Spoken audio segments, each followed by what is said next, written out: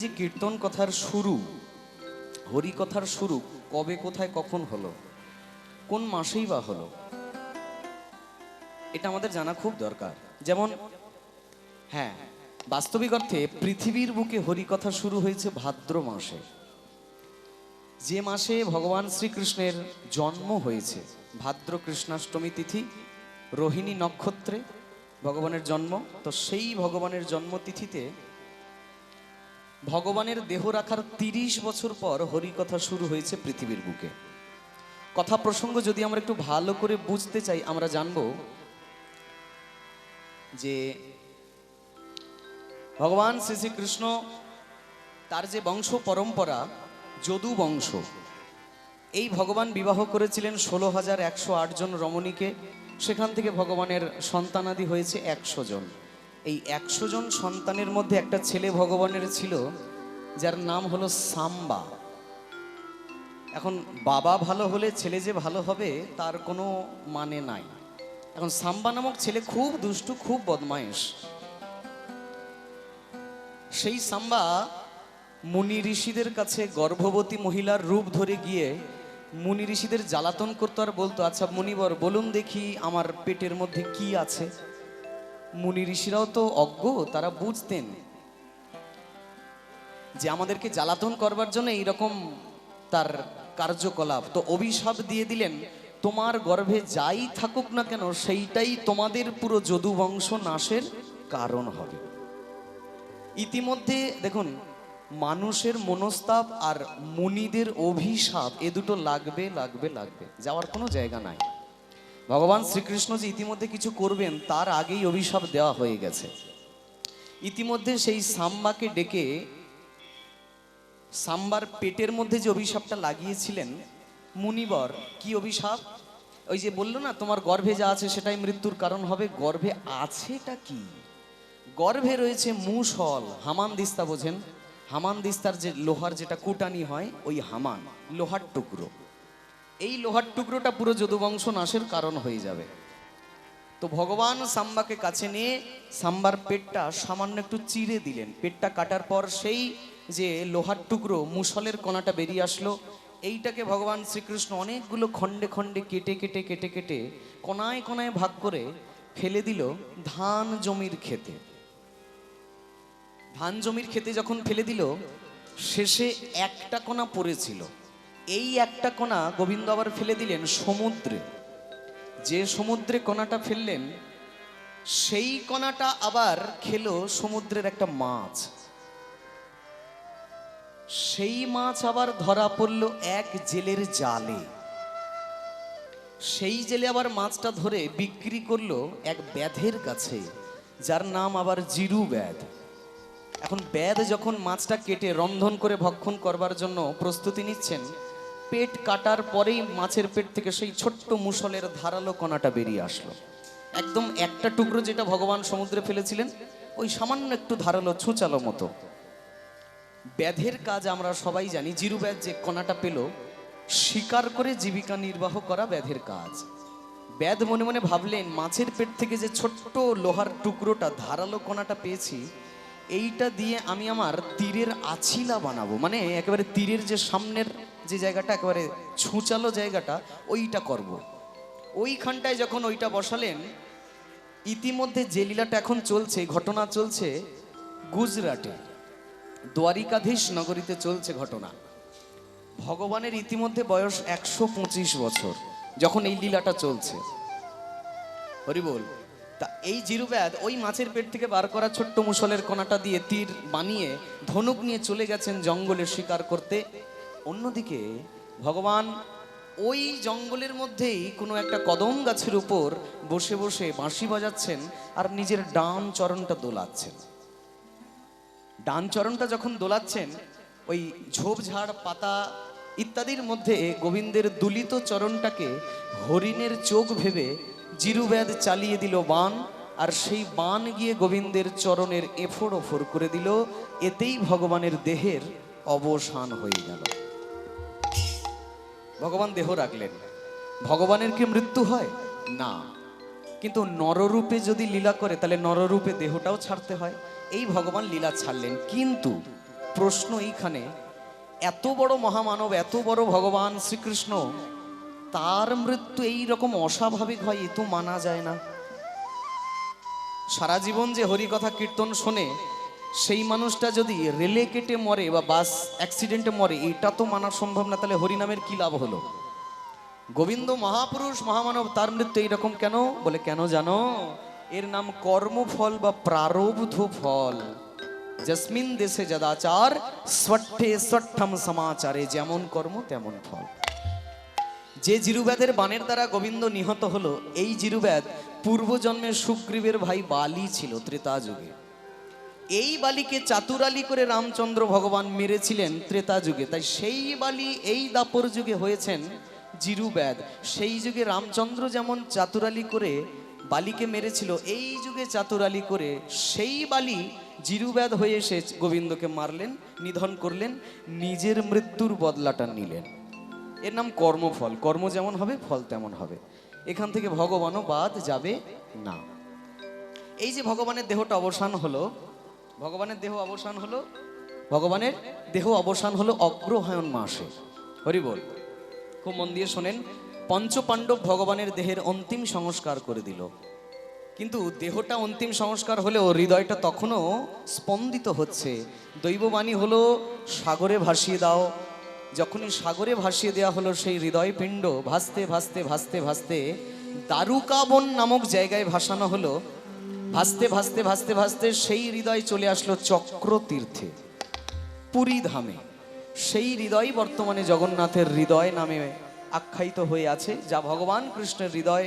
আজ থেকে 6500 বছর আগে যে ভগবান লীলা ছেড়েছিলেন, লক্ষ্য করে দেখুন, সেই ভগবানের হৃদয় আজ জগন্নাথের হৃদয়। তা এই যখন ভগবান লীলা ছাড়লেন অগ্রহায়ণ মাসে, লীলা ছাড়ার থেকে থেকে থেকে থেকে 30 বছর পর পুনরায় যখন সেই ভাদ্র মাস আসলো, যে মাসে ভগবানের জন্ম হলো, আবির্ভাব হলো, সেই ভাদ্র মাসে সুখদেব মহারাজ পরীক্ষিত মহারাজকে হরিকথার রসপান করালেন, হরিকথার অমৃত সুধা নির্যাস শোনালেন। ভগবানের দেহ রাখার 30 বছর পর এই ভাদ্র মাসেই প্রথম হরিকথা পৃথিবীর বুকে সৃষ্টি হয়েছিল। খুব মন দিয়ে শুনুন, একটা হিসাব বুঝিয়ে দিই। এই পৃথিবীর বুকে এমন একজন শেষ রাজা হয়েছিল, যে দাপর যুগে কিছুটা রাজত্ব করেছে, আবার কলি যুগেও কিছুটা রাজত্ব করেছে। অদ্ভুত এমন রাজা কে বলুন দেখি? না, পরীক্ষিত তো কলি যুগের শেষ রাজা, কিন্তু যুধিষ্ঠির মহারাজ এমন একজন ব্যক্তি, যিনি দাপর যুগে 1 মাস, দাপর যুগের শেষ 1 মাস রাজত্ব করেছে, তারপর কলি যুগে এসে কিছুটা রাজত্ব করেছে। হিসাবটা একটু বুঝিয়ে আসুন। ভগবানের রাস পূর্ণিমা হয় কোন মাসে? কার্তিক মাসে। আচ্ছা, কার্তিক মাসের কোন সময় রাস? কার্তিক পূর্ণিমাতে। তাহলে কোন পূর্ণিমা? প্রথমে দুটো তিথি, তাই তো? তিথি বলছি কেন? পক্ষ, ওই শুক্লপক্ষ, তারপর কৃষ্ণপক্ষ। শুক্ল পূর্ণিমা মানে কার্তিক মাসের 15তম দিনে রাসলীলা হলো। কার্তিক মাসের শুক্ল পূর্ণিমাতে যখন রাসলীলা হলো, তার পরের মাস কার্তিক অগ্রহায়ণ। এই অগ্রহায়ণ মাসেই কুরুক্ষেত্রের যুদ্ধ হলো বা মহাভারতের যুদ্ধ হলো। এটা কখন? খুব মন দিয়ে শুনুন। মহাভারতের যুদ্ধের সব সাজগোজ তৈরি, সবাই যুদ্ধ করবে বলে তৈরি, কিন্তু সেই দিন একাদশী পড়েছিল বলে যুদ্ধ শুরু হয়নি। অগ্রহায়ণ মাসের একাদশীতে ভগবান শ্রীকৃষ্ণ অর্জুনকে গীতার বাণী দান করলেন। আহা, যা ভগবত গীতা নামে পরিচিত পেল পুরো জগতের ভূমিতে। অর্জুন কৃষ্ণকে বলেছিলেন, হে কৃষ্ণ, হে পার্থ, হিন্দিতে একটা পয়ার আছে, मान और सम्मान बताओ, जीवन में अपमान बताओ, और खुद को ईश्वर कहते हो तो जल्दी अपना नाम बताओ, काम क्रोध की बात कही तो मुझ में उत्तम काम बताओ।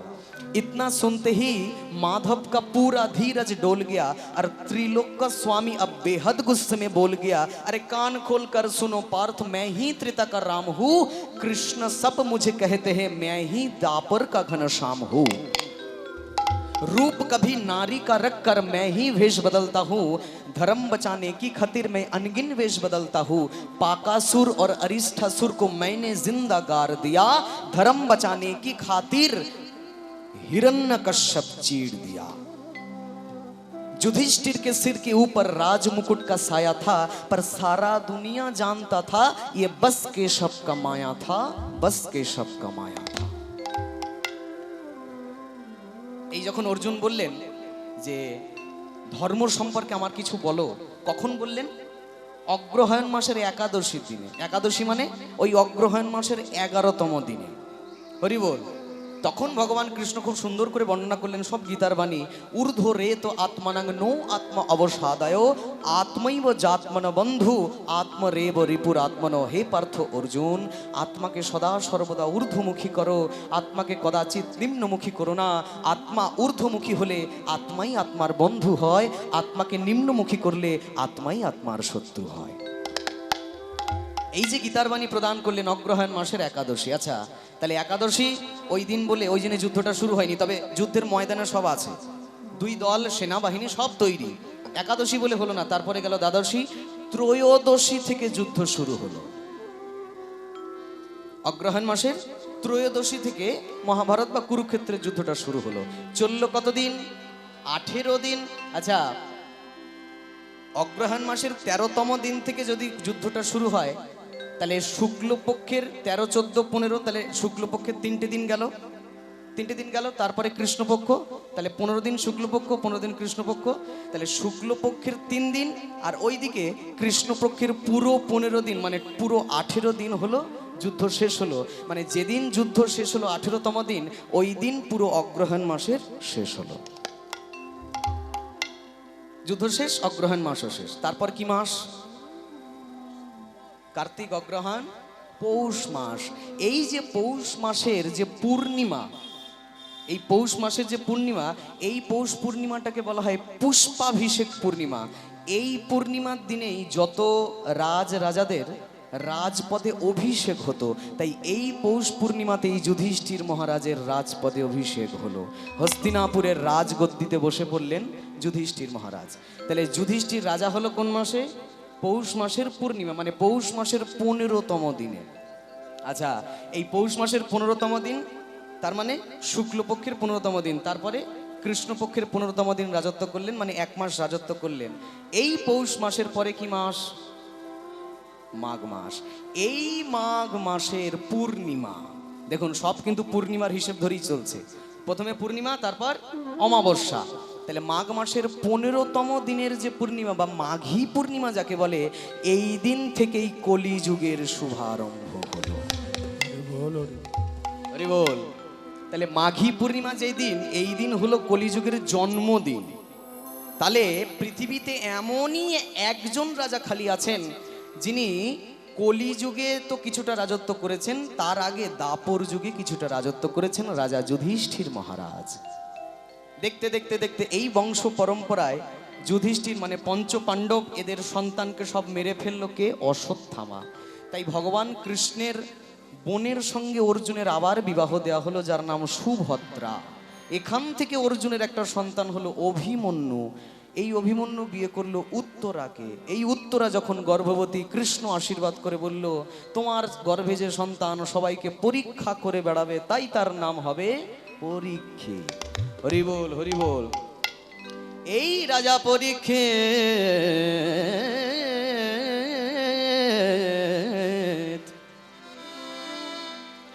জঙ্গলে গেছেন হরিণ শিকার করতে। একদিন রাজা হলে কি হবে, শিকার করার নেশা তার যায় নাই। সেই দিন সারাদিন হরিণ শিকার করতে গিয়ে একটাও শিকার পাইলেন না রাজা পরীক্ষিত। অবশেষে সারাটা দিন খুব ক্লান্ত, জল তেষ্টায় পিপাসায় কাতর হয়ে গেল। পরীক্ষিত রাজা চিৎকার করে বলতে লাগলো, কে আছো, কোথায় আছো, আমায় জল দাও, আমায় জল দাও, আমায় জল দাও। কে আছো, কোথায় আছো, আমায় জল দাও, আমায় জল দাও, আমায় জল দাও। সামনেই ছিল শ্রমিক মুনির আশ্রম। জঙ্গলে শিকার করতে গেছেন, সেই জঙ্গলে এক মুনির আশ্রম শমিক মুনি। শমিক মুনির কাছে গিয়ে বারবার পরীক্ষিত বলছে, আমায় জলে দাও, আমায় জলে দাও, আমায় জলে দাও, আমায় জলে দাও। কিন্তু শমিক মুনি তো ধ্যানে মগ্ন হয়ে আছে। কৃষ্ণ ধ্যান, কৃষ্ণ জ্ঞান, কৃষ্ণ যে জীবন, কৃষ্ণ দেহ, কৃষ্ণ মন, কৃষ্ণ মন প্রাণ, কৃষ্ণ ধ্যান, কৃষ্ণ প্রাণ। পরীক্ষিত রাজা যখন বারবার বলছে জল দাও, শমিক মুনির সেই দিকে জ্ঞান নাই। রাজা নিজের অপমান হচ্ছে বুঝে, আমি এত বড় রাজা, আমার কথার গুরুত্ব নাই। পাশেই পড়েছিল একটা মরা সাপ, মরা সাপ ঝুলিয়ে দিল শমিক মুনির গলায়, চলে গেল ঘরে। অন্যদিকে সেই শমিক মুনির ছেলে গৌরমুখ, তিনি আবার বন্ধু বান্ধবদের সঙ্গে খেলা করছিলেন, হরিনামের খেলা। আয় হরিনামের খেলা খেলবো রে সবাই, আয় হরিনামের খেলা খেলবো রে সবাই, হরি বলে বাহু তুলে নেচে নেচে যাই, হরি বলে বাহু তুলে নেচে নেচে যাই। আয় হরিনামে, আয় হরিনামের খেলা খেলবো রে সবাই, আয় হরিনামের খেলা খেলবো রে সবাই।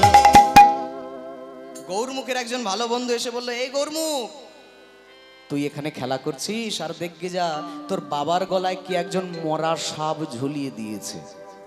পাশেই ছিল মহানদী, মহানদীর জল হাতে করে গৌরমুখ অভিশাপ করলো, যে বা যারা আমার বাবার গলায় মরা সাপ ঝুলিয়েছে, অভিশাপ দিলাম আগামী 1 সপ্তাহের মধ্যে তক্ষক সর্প দংশনে তার মৃত্যু হবে, মৃত্যু হবে, মৃত্যু হবে। এখন পরীক্ষিত রাজার রাজ্যে এক ভালো মানুষ পরীক্ষিত রাজাকে গিয়ে বললেন, মুনিবর, হে রাজন, আপনার সময় শেষ। যে মুনির গলায় মরা সাপ ঝুলিয়েছিলেন তার ছেলে অভিশাপ করেছে 1 সপ্তাহের মধ্যে আপনার মৃত্যু। ইতিমধ্যে পরীক্ষিত রাজার বড় অনুশোচনা হলো, মনে মনে বড় কষ্ট হলো। কেন? জীবদ্দশায় যদি একবার হয় তোমার বৈষ্ণব অপরাধ, মহামহা ভজনেতে পড়ে যায় বাদ, লবণ বিহীন যেমন ব্যঞ্জনের স্বাদ। আমার দ্বারা বৈষ্ণব অপরাধ হয়ে গেছে। অনুশোচনায় তীব্র দহন জ্বালায় মনে মনে ভাবলেন, আমি আর রাজ্যে থাকবো না, সবকিছু ছেড়ে দিয়ে পুত্র জন্মেঞ্জয়ের হাতে রাজ্যভার ছেড়ে দিয়ে পরীক্ষিত মহারাজ চলে যাচ্ছেন জঙ্গলের পথে। আর অন্যদিক থেকে শ্রীমতী রাধারানীর পোষা পাখি, তোতা পাখি বা সুখ পাখি, তিনিও মর্তধামে জন্মেছেন উত্তর ভারতে ব্যাসদেবের স্ত্রী, ব্যাসদেবের স্ত্রী তার গর্ভে। এই সুখদেব বা সুখ পাখি ব্যাস স্ত্রীর গর্ভে 16 বছর রইলেন। 16 বছর একটা সন্তান যখন কোনো মায়ের গর্ভে থাকে, সেই মায়ের কি প্রসব বেদনা সেই মা ছাড়া আর কেউ জানে না। স্বামী, আমার পেটটা যেন যন্ত্রণায় ফেটে যাচ্ছে, আমার গর্ভে যে সন্তান রয়েছে, এই সন্তান। ব্যাসদেব বললেন, গর্ভে যেই আছো, তোমার জন্য তোমার মায়ের মৃত্যু হোক তাকে তুমি চাও, তুমি বেরিয়ে এসো। গর্ভের ভেতর থেকে সুখদেব মহারাজ বললেন, আমি বার হতে পারি, তবে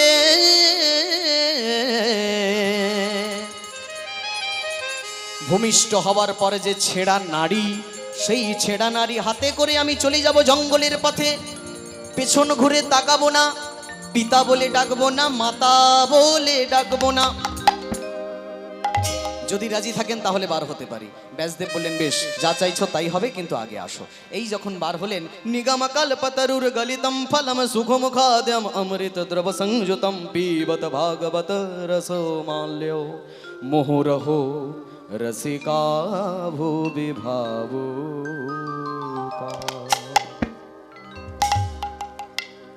এইদিকে সুখদেব মহারাজ 16 বছরের যুবক, উলঙ্গ সাধু, পিতামাতার ঋণ কিছুই তার মাথায় নাই, তাকালেনও না।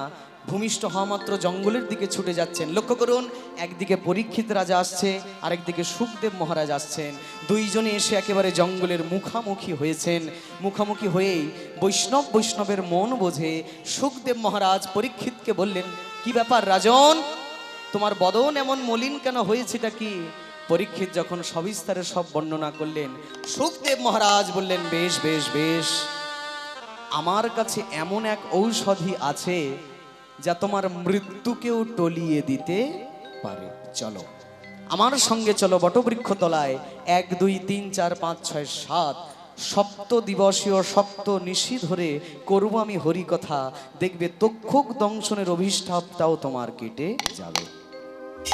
এই যে হরিকথা শুরু করলেন সুখদেব পরীক্ষিত মহারাজের সামনে। মাসটা ছিল ভাদ্র মাস, যে মাসে ভগবানের আবির্ভাব হলো। ভগবানের দেহ রাখা 30 বছর পরের ঘটনা এটা।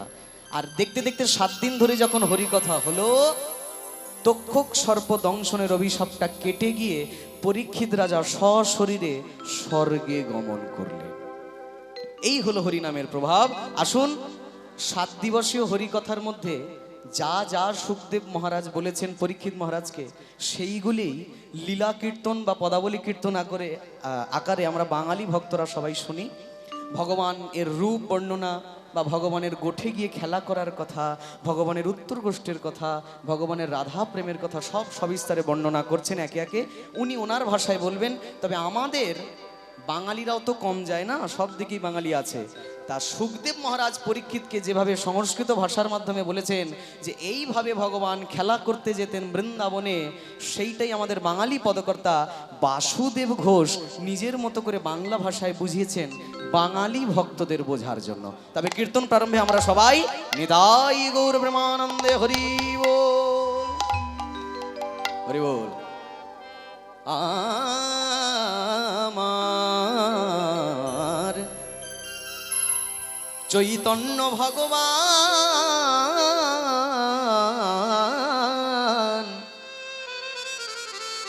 কলিযুগ পাবন অবতার,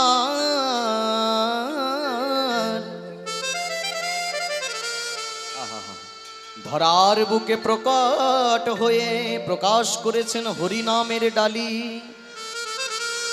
সবাইকে বলেছেন ধৃত পাপী দুরাচার নিন্দুক পাষণ্ডিয়ার, দেখো কেউ যেন বঞ্চিত না হয়, সবাই যেন হরি নাম লয়। সবাইকে বলেছেন নয়নে দেখিবে যারে, হরিনাম দিবে তারে। নয়নে দেখিবে যারে, হরিনাম দিবে তারে, বাহু ধরিয়া বলবে হরি বল। এহেন অবতারে আর না পাইব ফিরে, এহেন অবতারে আর না পাইব ফিরে, ভক্তগণ কেঁদে যে আকুল। প্রেম বরিক্ষত চৈতন্য মেঘের, প্রেম বরিক্ষত। বরিক্ষত মানে বর্ষণ। বলি প্রেমের বন্যা সবাই ভেসে গেল রে,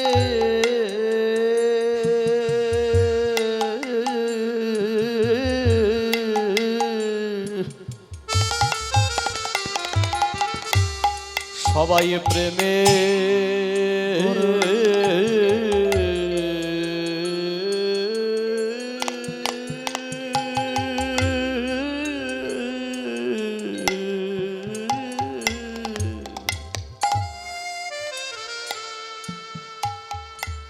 ওই যে হরি বলো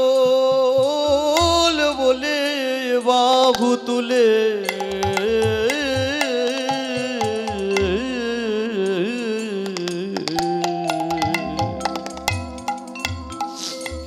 সবাই প্রেমের বন্যা। এসে গেল রে।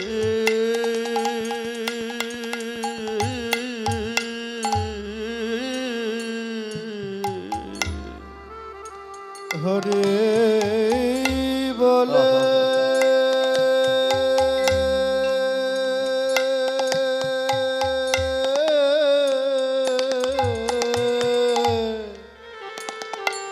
মন একবার কৃষ্ণ বলে কাঁদো।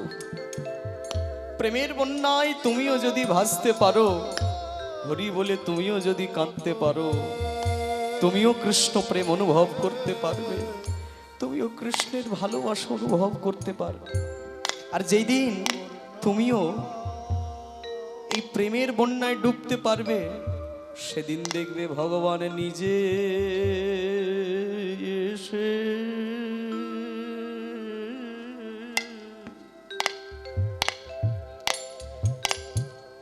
তোমায় দেখা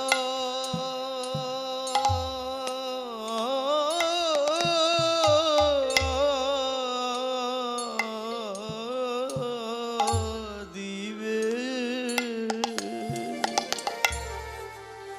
কারণ সে যে ভক্ত বড়,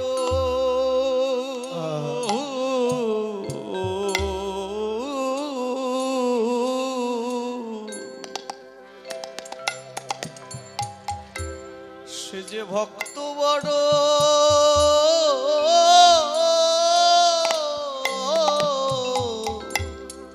ভালোবাসে।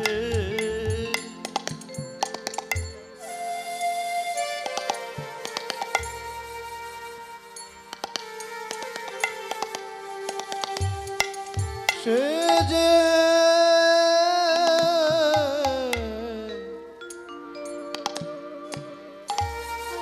ভক্ত বড়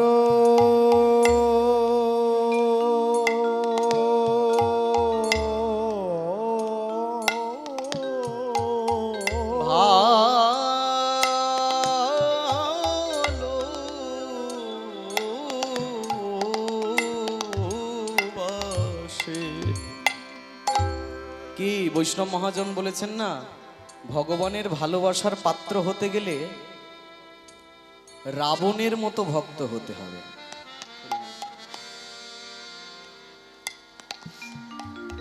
কেমন ভক্ত জানেন? হরিবোল হরিবোল, একটু মন দিয়ে শুনুন সবাই।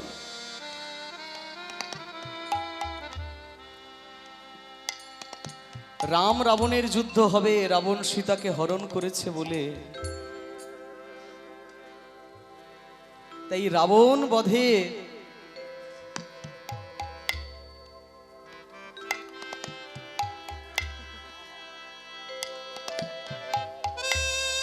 এই রাবণ বধের যুদ্ধে রামচন্দ্র ভগবান মনে করলেন আমি আগে একটা যজ্ঞ করব। কারণ কোনো বড় কাজ করার আগে একটু যজ্ঞ করলে ভালো হয়। তা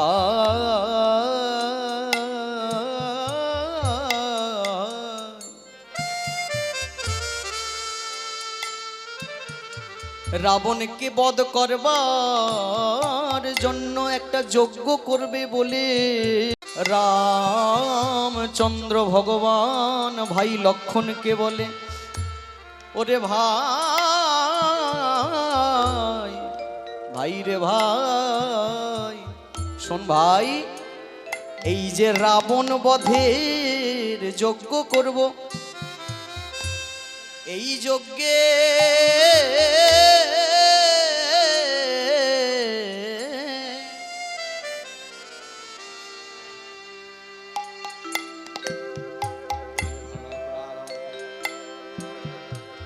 একজন যোগ্য পণ্ডিত লাগবে, যে এই যজ্ঞ করতে পারবে। আমার মনে হয়, খুব মন দিয়ে শুনুন, রাবণের থেকে বড় পণ্ডিত আর এই ধরাতে নাই। তা তুমি ভাই লক্ষণ এক কাজ করো, যাও গিয়ে রাবণকে সংকেত দাও যে এই যজ্ঞে রাবণকে পৌরোহিত্য করতে হবে। এখন লক্ষণ বলে, দাদা গো তুমি কি পাগল হয়ে গেছো নাকি? রাবণ বধের যজ্ঞে রাবণ যজ্ঞ করবে? হ্যাঁ, রাবণ বধ যজ্ঞে রাবণ যজ্ঞ করবে? আর তুমি আমাকে বলছো রাবণকে গিয়ে তুমি নিমন্ত্রণ দিতে পারবো না। ভাই লক্ষণ রে, বলি এ যে বড় প্রাণের কথা, কথা বাহিরের কেউ বোঝে না রে। যাও ভাই, তুমি রাবণকে গিয়ে নিমন্ত্রণ দাও, যাতে ঠিক সময় ঠিক দিনে যজ্ঞটা করতে আসে। তা যাওয়ার আগে লক্ষণ রামচন্দ্র দাদার পায়ে প্রণাম দেয়। কি ব্যাপার ভাই, অসময়ে প্রণাম করছো? না না দাদা, যার কাছে আমাকে পাঠাচ্ছ হয়তো তার কাছ থেকে আর ফিরে নাও আসতে পারি, তাই জীবনের শেষ ভক্তিটা তোমার পায়ে আমি দিয়ে যাই। এই বলে লক্ষণ আমার রাবণের রাজপ্রাসাদের দিকে অগ্রসর হয়। রাবণের কাছে গিয়ে যখন পৌঁছালেন, লক্ষণকে দেখে রাবণ প্রণাম করে বললেন, আসুন আসুন ভাই লক্ষণ আসুন, দিব্য ভাব দিব্য লীলা, বাইরের কেউ বুঝবে না এই লীলা। বলুন বলুন কি হেতু আগমন, কি কারণে আসার কারণ? লক্ষণ বললেন, আমার দাদা যজ্ঞ করবে, সেই যজ্ঞে তোমায় পৌরোহিত্য করতে হবে, তোমাকে তাই নিমন্ত্রণ করতে এসেছি। ও, এতদিনে তবে আমার কথা প্রভু রামের মনে পড়েছে। বেশ বেশ, আমি যাব আমি যাব, তুমি তুমি তোমার দাদাকে গিয়ে বলো আমি যাব, যজ্ঞ আমি করব, আমি পূজা করব। কিন্তু ভাই লক্ষণ, এই যজ্ঞের কারণটা কি গো? এই যখন জিজ্ঞেস করেছে, লক্ষণ বলে, যদি এখন বলি তোমাকে মারার জন্য তোমাকেই নিমন্ত্রণ করছে, কারণ তুমি যজ্ঞের পৌরোহিত্য করবে, এইটা যদি বলি, রাবণ কি আর আমাকে বাঁচিয়ে রাখবে? কোনো মতে বলতে চায় না। অনেক যখন জোরাজুরি করছে, তখন লক্ষণ বলেন, শোনো রাবণ, এত করে যখন বলছো তবে বলি, তোমার সঙ্গে আমার দাদা যখন যুদ্ধ হবে, কারণ তুমি আমার বউ দিদিকে হরণ করেছো, তুমি মাতা সীতাকে হরণ করেছো, তাই যুদ্ধ হওয়ার আগে, অসুর বধের আগে যদি একটা যজ্ঞ করা যায়, নাকি যুদ্ধটা ভালো ভালো সমাপন হয়। তাই যুদ্ধ করার আগে যজ্ঞ করছে দাদা, তোমাকে মারবার জন্য তোমাকেই পৌরোহিত্য করতে হবে, দাদা নির্বাচন করেছে। কথা শুনে রাবণ ঝর ঝর নয়নে, তার বুক ভাসে জর জর নয়নে বুক ভাসে। বলি এতদিনে কি স্মরণ হলো, ঝর ঝর নয়নে তার বুক ভাসে। বেশ, আমি যাব, তুমি কথা দাও, তোমার দাদাকে গিয়ে বলো আমি ঠিক সময় ঠিক দিনে উপস্থিত হব। দেখতে দেখতে দেখতে দেখতে দেখতে সেই ব্রহ্ম মুহূর্ত এসে পৌঁছেছে। রাবণ প্রভাতকালে স্নান ইত্যাদি করে শুভ্র বসন পরে যজ্ঞের দিনে সঠিক সময়ে রামচন্দ্র ভগবানের কাছে পৌঁছে যায়। আর কিছুক্ষণ পরে যজ্ঞ শুরু হবে।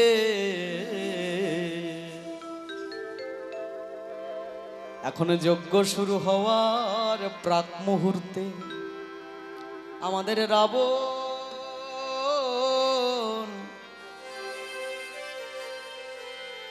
সেই দশানন রামচন্দ্র ভগবানের কাছে গিয়ে বলে,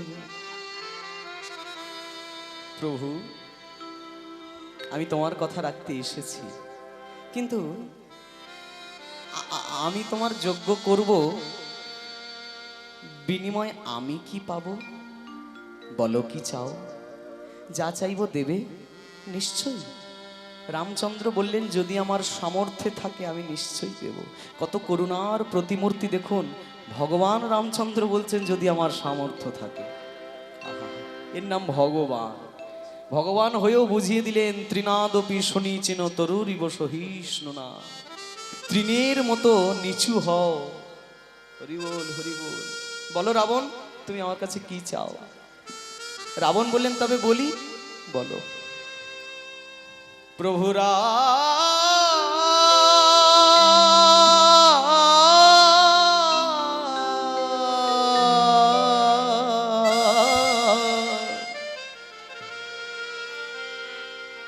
আমি তো তোমার যজ্ঞ সম্পূর্ণ করব, কিন্তু তার বিনিময়ে আমার তোমার কাছে 3টি বাসনা করা রইল। আমি তোমার কাছে 3টি বাসনা করে যাই প্রভু, এই 3টি বাসনা তুমি আমার পূরণ করো। প্রভু শোনো শোনো প্রভু, আমার তোমার কাছে প্রথম কি চাওয়া কি? ও হে প্রভু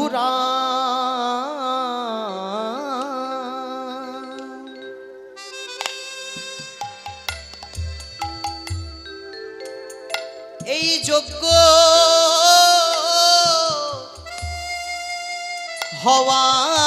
হওয়ার পরে শুরু হবে যুদ্ধ।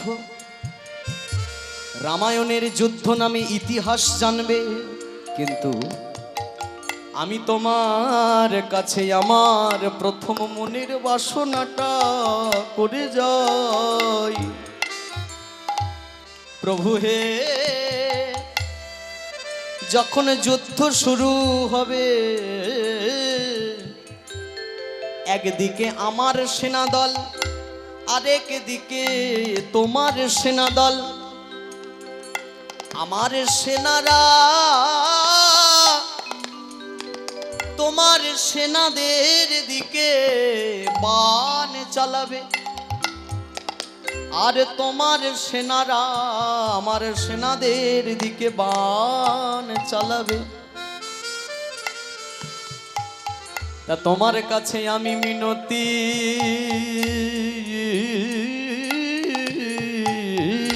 করে যাই প্রভু, তোমার সেনাদের দ্বারা যে বাণ চালানো হবে, সেই বাণের একটির দ্বারাও যেন আমার মরণ না হয়। আমি তোমার কাছে প্রার্থনা করে যাই, তোমার হাত থেকে যে প্রথম বাণটা নির্গত হবে, তোমার দ্বারা চালিত সেই প্রথম বাণে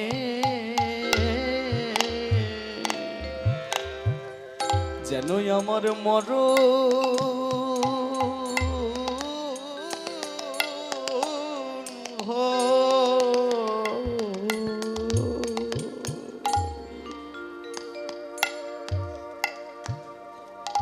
যেন তোমার হাতে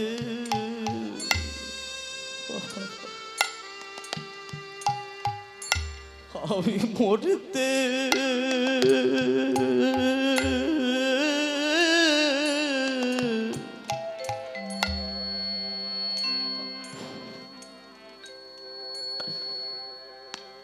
আমি মরতে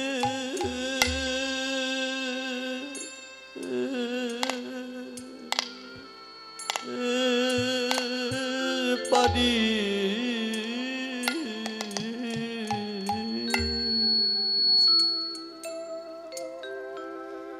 আমার এই বাসনা করা রইল। তোমার হাত থেকে যে প্রথম বাণটা আসবে, সেই বাণী যেন আমার মরণ হয়, এই তোমার কাছে আমার প্রথম বাসনা করা রইল। তোমার চরণে আমি দ্বিতীয় বাসনা করে যাই। আমার দেহ থেকে যখন প্রাণ পাখিটা চলে যাবে, আমি তো মরার মতো শুয়ে থাকবো মাটির উপর। যখন আমার দেহ থেকে প্রাণ পাখি যাবে চলে, সেই সময়ের জন্য তোমার কাছে দ্বিতীয় বাসনা করে যাই। আমি মরার আগে, আমার দেহ থেকে পুরোপুরি প্রাণ চলে যাওয়ার আগে, তুমি প্রভু রামচন্দ্র আর মা সীতা, তোমরা আমার সামনে যুগল রূপে বল হরি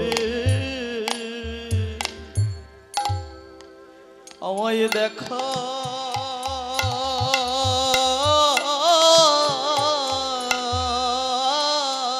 দিও প্রভু গো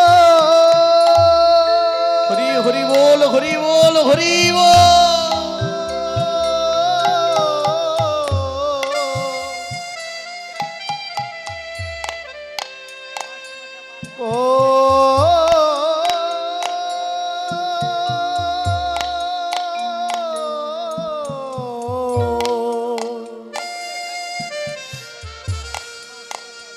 প্রভু গো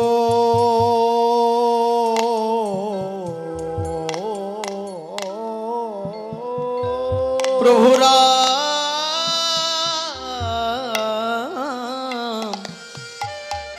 শোনো, জীবনে মানুষের এমন কিছু কিছু ব্যথা থাকে তো সবাইকে বলা যায় না।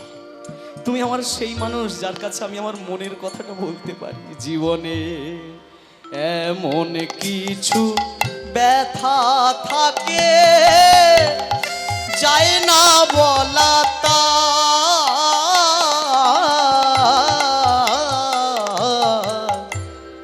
গোপনে পোড়ায় মারে গোপন ব্যথা। সেই ব্যথা দিন বন্ধু ছাড়া বোঝে না তো কেউ। এই বিরহীর বুকের মাঝে থাকে ব্যথার ঢেউ।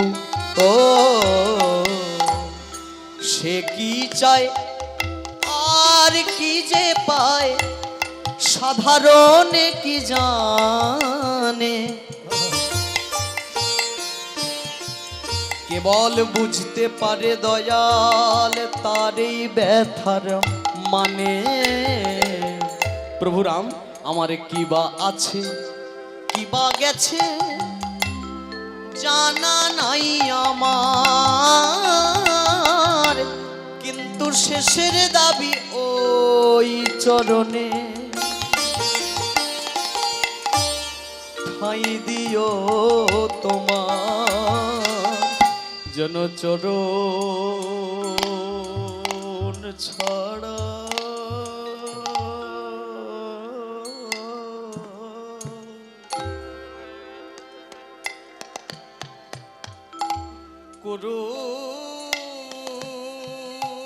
করুণা।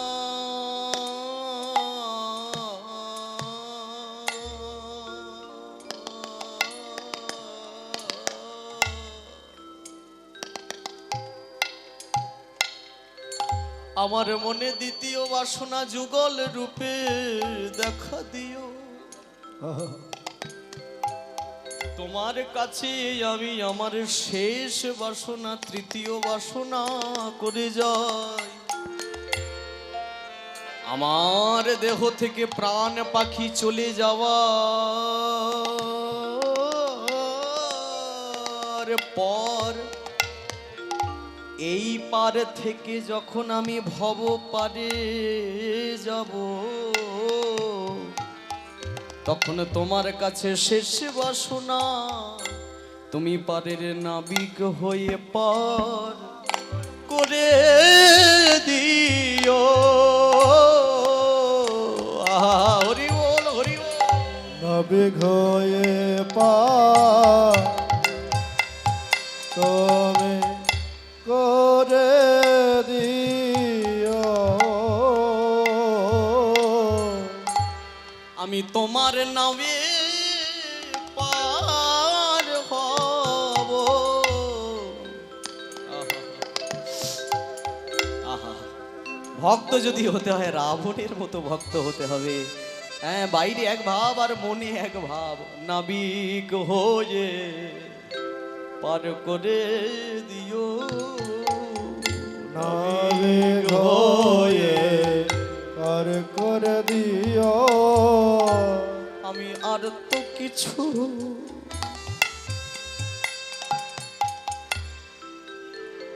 আর তো কিছু চাহি না প্রভু।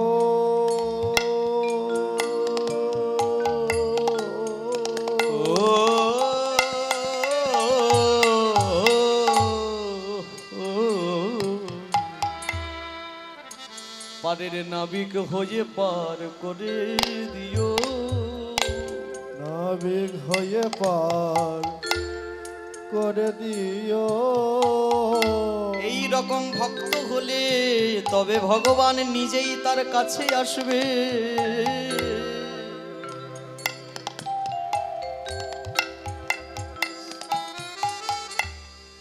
প্রভু গো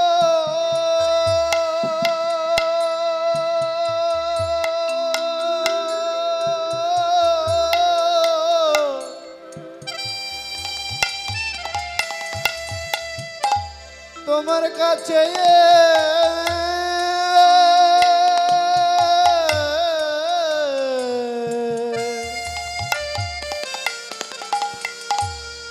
শেষ মিনতি তাই গৌর হরি করিয়াবে। এমন ভক্ত হলে তবে ভগবান নিজে তার ঘরে এসে দেখা দিবে, ঘরে এসে দেখা দিবে। ভক্তের ঘরে এসে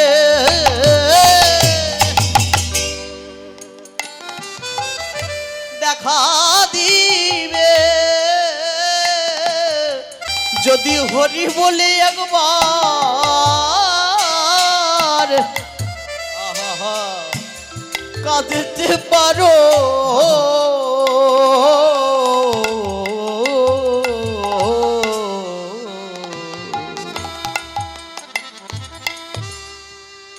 আরে আরে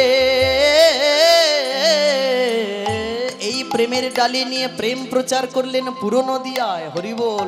আরে আরে আরে মন রাম কানাই, আরে আরে আরে ও রাম কানাই, আরে আরে আরে মোর রাম কানাই, আরে আরে আরে ও রাম কানাই।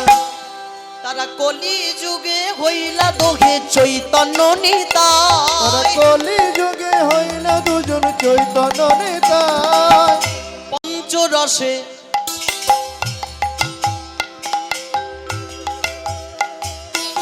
পঞ্চরসে ভাষাইল অখিল ভুবন গো, পঞ্চরসে ভাষাইল। অখিল ভুবন। সেই কৃপা না হলে এই জানে কোনজন, সেই কৃপা না হলে সে জানে কোনজন। আনে জনে জানবে কেনে, আন জনে জানবে কেনে, আনে জনে জানবে কেনে, আন জনে জানবে কেনে, আনে জনে বোঝে না আন জনে বোঝে না। কখন কোন ভাবের আনা গোনা, আনে জনে বোঝে না। কখন কোন গনের আনা গোনা, ওরে রসিক যারা তারা জানে, রসিক যারা তারা জানে। আনে জনে জানবে কেনে, রসিক যারা তারা জানে। রসিক যারা তারা জানে। যারা রসিক, যারা ভাবুক, ওই যে শ্লোকটা বললাম, নিগম কল্পতরুর্গলিতম ফলম সুখমুখাতে অমৃত দ্রব সংযুতম পিবত ভাগবতম রসমাল্য মুহুরহো রসিকা ভুবি ভাবুকা। যারা রসিক আর যারা ভাবুক এরা ছাড়া কেউ জানে না। রসিক যারা তারা জানে, রসিক যারা তারা জানে, রসিক যারা তারা জানে। রসিক যারা তারা জানে। কৃষ্ণ নামে কি আনন্দ, রসিক যারা তারা জানে। কৃষ্ণ নামে কি আনন্দ, রসিক যারা তারা জানে। তাই নিমাই চৈতন্য মহাপ্রভু নবদ্বীপের পথে ঘাটে যারে দেখে তারে বলে বলো হরি বল। কিন্তু আজকে হাত তুলে হরি বল ছেড়ে দিয়ে চৈতন্য করছে কি, কি করছে জানো? কি করছে? যা করছে সেটা মানুষ দেখলে মাঝে মাঝে হাসছে। কি করছে? হই হই বলিয়া গোরা ফিরাইয়ে পাঁচনি, হই হই বলিয়া গোরা ফিরাইয়ে পাচনে হই হই বলিয়া গোরা ফিরায়ে পাঁচুনি, হই হই বলি গোরা ফিরাইয়ে পাচনে সিংহাবেনু মুরলি করি জয় ধ্বনি, সিংহাবেনু মুরলি। করে জয় ধনে আচ্ছা, কলিযুগে ভগবানের হাতে আছে না বাঁশি না সুদর্শন চক্র? তাহলে মাঝে মাঝে হাত তুলে সুদর্শনের মতো হাত করে, মাঝে মাঝে বাঁশি নিয়ে কৃষ্ণের মতো ভাব করে, ব্যাপারটা কি? সিংহাবেনু মুরলি করে জয় ধ্বনি, সিংহাবেনু মুরলি করে জয় ধনে হই হই হই হই বলিয়া গোরা ফিরায়ে পাঁচুনি, হই হই বলাই গোরা ফিরাইয়ে পাচনে হট হট হট হা হা। হই হই বলিয়া হট হট হট হই হই বলিয়া, হই হই বলিয়া গোরা ফিরায়ে পাঁচুনি, হই হই বলিয়া গোরা ফিরাইয়ে পাচনে হই হই তারি হই হই হই তারি হয় যে জন আমারও হয়, হই হই তারি হই। যে জন আমার হয় হই হই তারি হয় আমি হই হই তারি হই কেন জানো? আমি তো রাজার তো নয়, রাজার তো নয় রাজার তো নয়। রাজার তো নয় রাজার ছেলের বন্ধু সবাই হতে পারে? নিশ্চয়ই নয়। আবার বলছে না, আমি রাজার তো নয়, যে ডাকে তারি হই, রাজার তো নয়। যে ডাকে হরি বল। রাজার তো নয় যে ডাকে তারি হই, কৃষ্ণ প্রেমে হরি বলো। ডাকে তারি হয় কৃষ্ণ বলে হরি বল হরে হরে হরে হরে হরে হরে হই হই বলিয়া গোরা ফিরায়ে পাঁচনে, হই হই বলিয়া গোরা। ফেরাইয়ে পাচনে হই হই বলি গোরা ফেরাইয়ে পাচনে বৃন্দাবনে ছিল, আচ্ছা বৃন্দাবনের খেলা আর নবদ্বীপের খেলা তো এক নয়, কিন্তু আজকে গৌরাঙ্গের ভাবটা যেন বৃন্দাবনের খেলা। তাহলে ভাবটা পার্থক্য আছে তো। বৃন্দাবনের খেলা ছিল মুরলী বাদন, বৃন্দাবনের খেলা ছিল মুরলী বাদন কিন্তু নবদ্বীপের খেলা হলো নাম সংকীর্তন, নবদ্বীপের খেলা হলো নাম সংকীর্তন বৃন্দাবনের খেলা ছিল মাঠে দৌড়া দৌড়ি, বৃন্দাবনের খেলা ছিল মাঠে দৌড়াদৌড়ি আহা নবদ্বীপের খেলা হলো ধুলায় গড়াগড়ি, নবদ্বীপের খেলা হলো ধুলায় গড়া গড়ে বৃন্দাবনের খেলা ছিল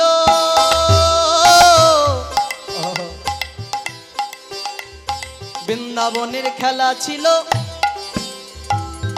বৃন্দাবনের যা খেলা, বৃন্দাবনে যেটা বাঁশি বাজানো সেটা নবদ্বীপে হরি বলে হাত তোলা। বৃন্দাবনের খেলা যদি মুরলী বাদন, তাহলে নবদ্বীপের খেলা হলো নামেতে রোদন। হরি বলেই একবার কাঁদিতে পারো, হরিতে একবার কাঁদিতে পারো হরি বলেই একবার কাঁদিতে পারো, হরি বলে একবার কাঁদিতে পারো তবে সেই হরি নামে হরি বলি একবার কাঁদিতে পারো। হরি নামে হরি হরি হরি বলে বলে হরি নামে একবার কাঁদিতে পারো। হরি বলে বলে হরে হরে হরে হরে হরে হরে হই হই বলে গোরা ফেরায়ে পাঁচনে, হই হই বলে গোরা ফেরায়ে পাচনে রামাই সুন্দরানন্দ সঙ্গে নিতানন্দ, রামায় সুন্দর নন্দ নন্দ নিতানন্দ গৌরীদাস অভিরাম সবারে আনন্দ।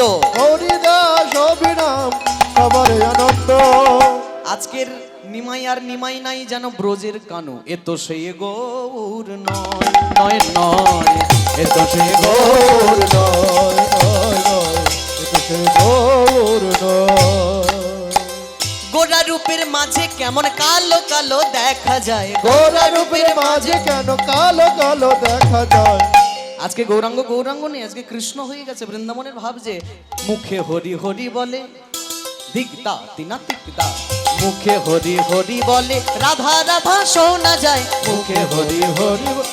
রাধা রাধা শোনা যায় এবার মাথার মোহন চূড়া কেমন বামে হেলা দেখা যায়, মাথার মোহন চোর যেন বামে হেলা দেখা যায় মাথার মোহন চূড়া কেমন বামে হেলা দেখা যায়। মাথার মোহন চোর যেন বামে হেলা দেখা যায় আবার কি গলাতে তুলসী মালা বনমালা দেখা যায়, গলাতে তুলসী মালা। বনমালা দেখা যায়। নবদ্বীপে তুলসী মালা কিন্তু বৃন্দাবনে পড়তো মালতী ফুলের বনমালা, তাই গলাতে তুলসী মালা বনমালা দেখা যায়, গলাতে তুলসী মালা। বনমালা দেখা যায়। এই ভক্ত সখা কহে এবে ব্রজের কানু নদিয়ায়, ভক্ত সখা কহে এবে ব্রজের কানু নদিয়ায়। এ তো সেই গৌর নয় নয় নয়, এ তো সেই গৌর নয় নয় নয়, এ তো সেই গৌর নয়। আচ্ছা, গৌর যদি গৌর না হয়, নবদ্বীপ থেকে বৃন্দাবনের ভাবে চলে যায়, তার নবদ্বীপের যারা সঙ্গী তারাও আর নবদ্বীপে থাকবে? তারাও থাকলো না। তাহলে নবদ্বীপের ভাবে রামাই সুন্দরানন্দর সঙ্গে নিত্যানন্দ আছে। আজ নিত্যানন্দ ধাইল, নিত্যানন্দ ধাইল, নিত্যানন্দ ধাইল, নিত্যানন্দ ধাইল, নিত্যানন্দ ধাইল, নিত্যানন্দ ধাইল, নিত্যানন্দ ধাইল, নিত্যানন্দ ধাইল। হাত দুটি মেলে দিয়ে বলো রামের ভাব নিয়ে, হাত দুটি মেলে দিয়ে। হলো রামের হাতে নিয়ে হাত ধরি, হরে হরে হরে হরে হরে হরে। আবার নবদ্বীপের ভাবে অভিরাম ধাইল, অভিরাম ধাইল। নবদ্বীপে অভিরামটাকে শ্রীদাম সখার ভাব নিয়ে অভিরাম ধাইল। সীতাম সাগর হাতে লয়ে অভিরাম হাইল। আচ্ছা, নবদ্বীপের অভিরাম শ্রীরাম সখা, দাপর যুগের শ্রীরাম সখা। আচ্ছা, এবার রামাই সুন্দরানন্দ, রামাইটাকে নবদ্বীপের রামাই প্রভু তিনি আর অন্য কেউ নয়, সুদাম সখার ভাব নিয়ে আর রামাই প্রভু ধাইল। সীতাম সাগর হাতে নিয়ে ধাইল। আচ্ছা, তাহলে সুন্দরানন্দটাকে সুন্দরানন্দ ধাইল, সুন্দরানন্দ ধাইল, সুন্দরানন্দ ধাইল। সুন্দরানন্দ ধাইল। বসুদামের ভাব নিয়ে সুন্দরানন্দ ধাইল।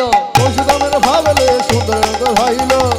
ব্যাপারটা কি, অন্যান্য বার যেমন বৃন্দাবনে বন্ধু বান্ধব নিয়ে যখন যেমন গোঠে যেতেন, আজকেও তেমনি নবদ্বীপের ভাবে সব যেন গরু বাছুর চড়াতে গোঠে যাচ্ছে, হই হই করে খেলাধুলো করতে করতে করতে করতে। যেন আজকের খেলাটা কেমন জানো, কেহ কেহ দৌড়া দৌড়ি, কেহ গড়া গড়ি, কেহ কেহ দৌড়ে দৌড়ি, কেহ গড়াগড়ি, আবার কেহ আবার লাটুয়া ঘুরায়, কেহ কেহ লাটুয়া ঘোড়া, কেহ কেহ লাটুয়া ঘোড়া। লাটুয়া ঘোরাচ্ছে, কেউ দৌড়াদৌড়ি করছে, আবার কেহ কেহ গেন্দুয়া ছাড়ায়, কেহ আবার গেন্দুয়া ছাড়ায়।